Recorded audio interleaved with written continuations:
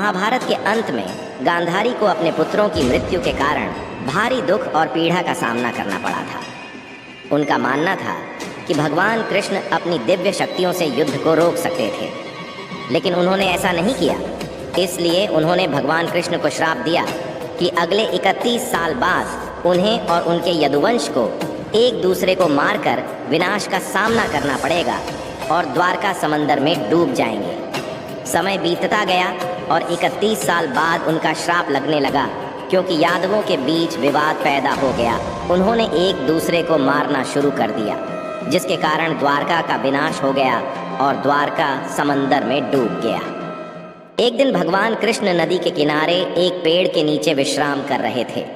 उसी समय जरा नामक एक शिकारी जंगल में आया और वो भगवान कृष्ण के लाल चमकता पैर के तलवा को पशु समझकर एक घातक बाण चला दिया है। जब उसने देखा कि उसका बाण कोई हिरण से नहीं स्वयं भगवान कृष्ण के पैर में लग गया है, तो उसे बहुत दुख हुआ। अपनी गलती का एहसास होते ही उसने बोला, भगवान मुझे क्षमा कर दे, मुझसे अनजाने में बहुत बड़ी पाप हुआ है। इस पाप के लिए तो मृत्यु दंड भी कम है। जरा तुमने कोई अपराध नहीं किया है। तुम त्रेता युग में बानर राजबाली थे, जिन्हें मैं पेड़ के पीछे छिपकर वध किया था, जो कि युद्ध के नियम के विपरीत था। इसीलिए मेरा मृत्यु तुम्हारे हाथों पहले ही लिख दी गई थी।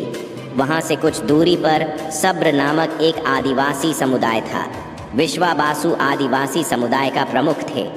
वह एक लंबी और कठिन यात्रा के बाद ओडिशा पहुँचे, पर विद्यापति को गुप्त स्रोतों से पता चला कि सब्रों के नेता एक छिपी हुई गुफा के अंदर नील माधव की पूजा करते हैं।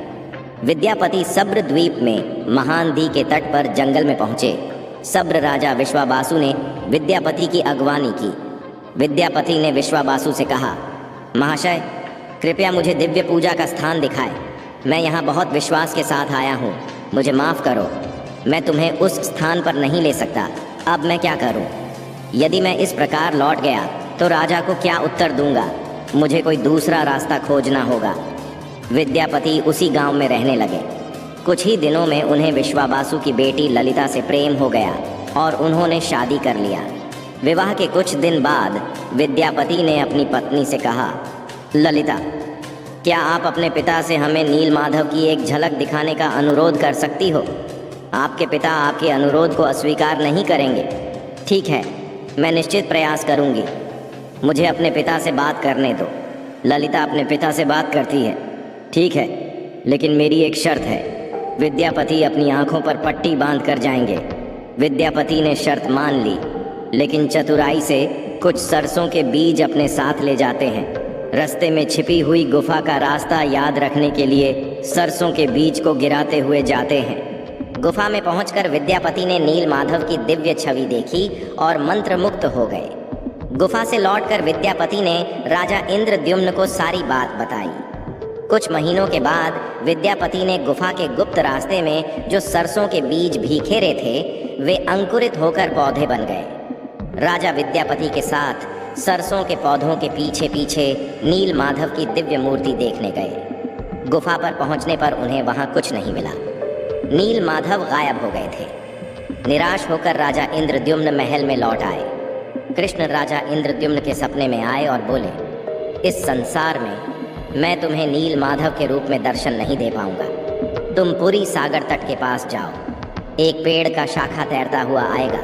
मैं एक बहुत बड़े सुगंधित लाल रंग के लकड़ी के लट्ठे के रूप में प्रकट होऊंगा। उस लकड़ी के लट्ठे में सर्वत्र शंख, चक्र, गदा और पद्म के चिन्ह दिखाई देंगे।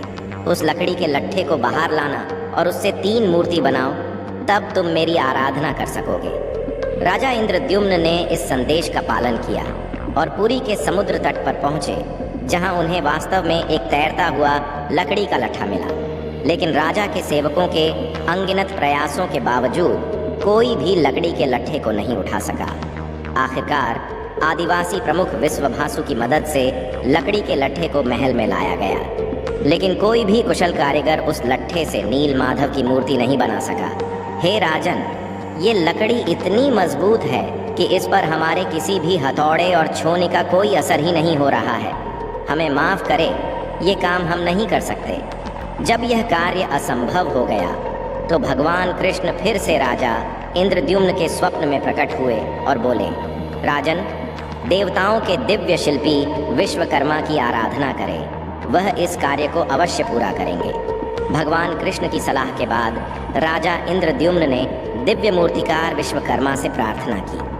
तब वह एक बूढ़े बढ़ई के रूप में विश्वकर्मा प्रकट हुए और उन्होंने राजा इंद्रद्युम्न से कहा, हे राजन, मैंने सुना है कि आप एक मूर्ति बनाने की प्रयास कर रहे हो। हाँ शिल्पकार, सही सुने हो। क्या आप ये करने में सक्षम हो?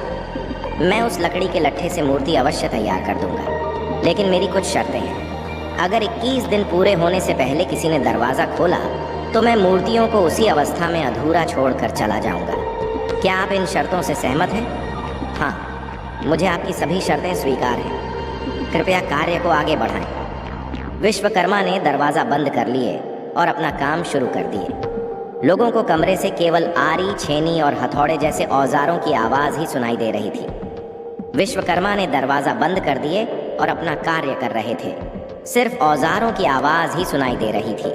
राजन की पत्नी ने दरवाज़ा खोलने की जिद की। अंत में दरवाज़ा खोला गया, जिससे पता चला कि बूढ़े बढ़ाई के रूप में भगवान विश्वकर्मा 3 अधूरी मूर्तियों को छोड़कर गायब हो गए। राजा इंद्रद्युम्न को विश्वकर्मा की बात न मानने और शर्त तोड़ने पर बड़ा दुख हुआ। इसलिए भगवान जगन्नाथ के हाथ और पैर अधूरे हैं। जगन्नाथ धामपुरी में पूजा पाते हैं और भगवान जगन्नाथ को दुनिया में एकमात्र जीवित देवता माना जाता है, जो अपने भक्तों को सुनते समझते और उनकी इच्छाओं को पूरा करते हैं। जय श्री कृष्ण।